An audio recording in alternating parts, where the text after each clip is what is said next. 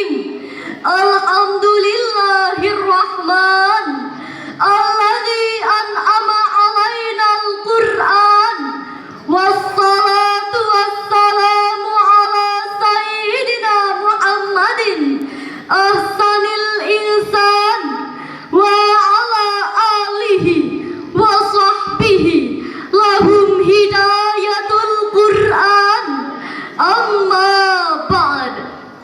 Qala Allah ta'ala fil Qur'anil Karim, a'udzu billahi minasy syaithanir rajim. Bismillahirrahmanirrahim. Tabarakalladzi nazzalal furqan. Shadaqallahul azim. Dewan Hakim yang arif dan bijaksana, hadirin seiman, sekeyakinan, sebangsa, satu jiwa, satu bahasa, rahimahullah.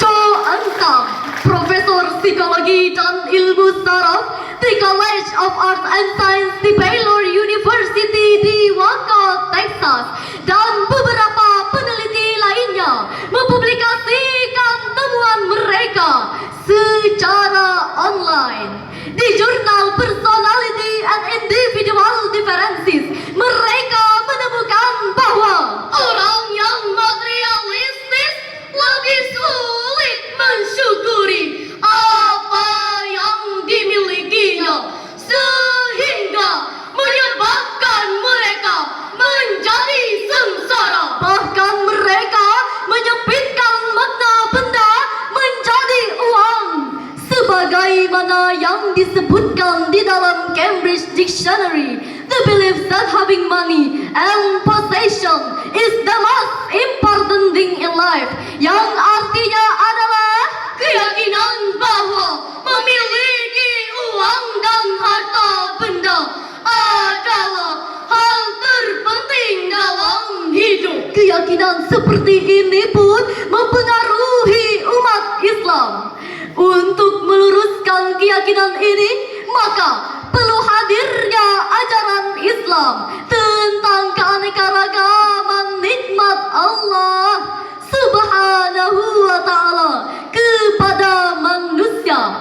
Maka berdasarkan ungkapan ini, kami akan menyampaikan syarah Al-Quran dengan judul Nikmat Pengajaran Al-Quran, Penciptaan Manusia dan Bahasa sebagai rujukan. Marilah kita dengarkan firman Allah dalam Al-Quran, Surah Ar-Rahman ayat 1 sampai 4 sebagai berikut. A'udzu billahi minasy syaithanir rajim.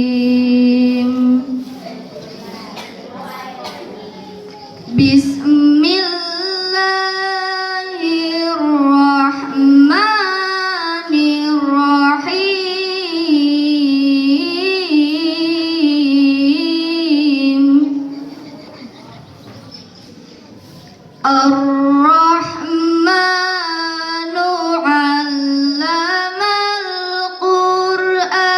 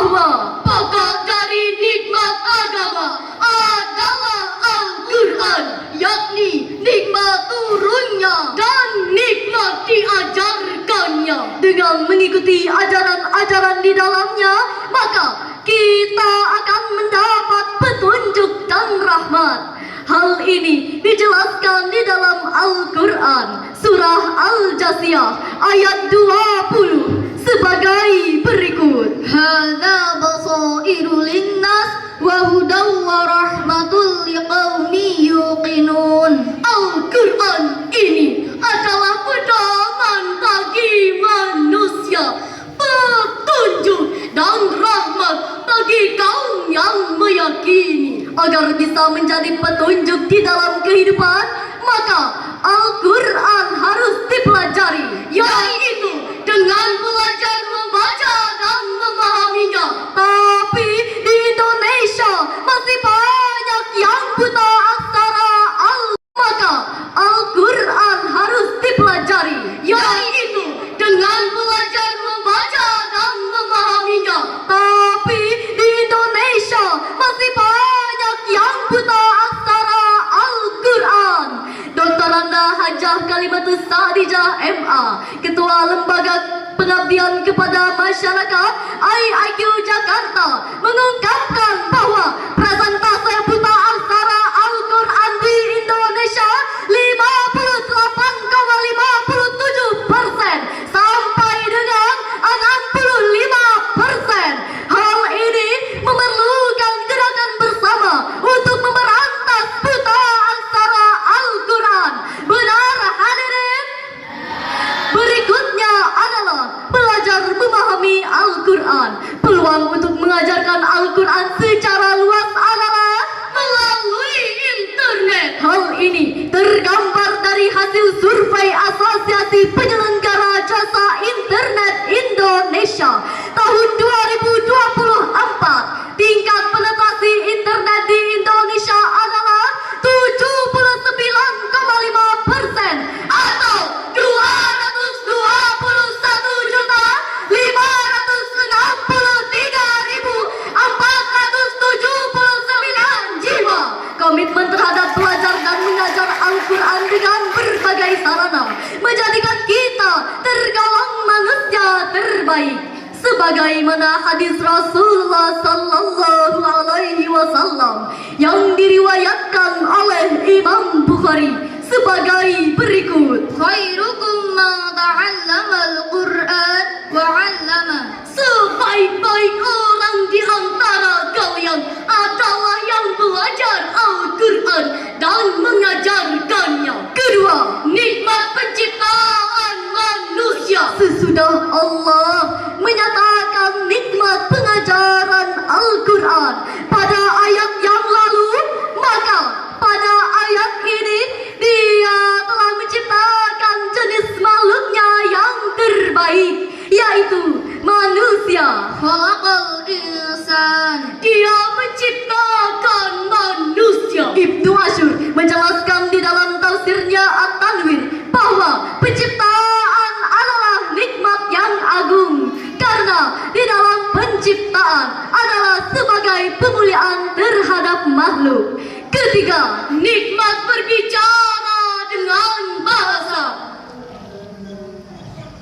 Allamahul bayan. Mengajarnya manusia pandai berbicara. Di dalam tafsir Al-Qurtubi, maknanya adalah Allah mengajarkan manusia seluruh bahasa. Banyaknya ragam bahasa menandakan tanda-tanda kebesaran Allah Subhanahu wa ta'ala, sebagaimana firman-Nya di dalam Al-Quran surah Ar-Rum ayat 22 sebagai berikut.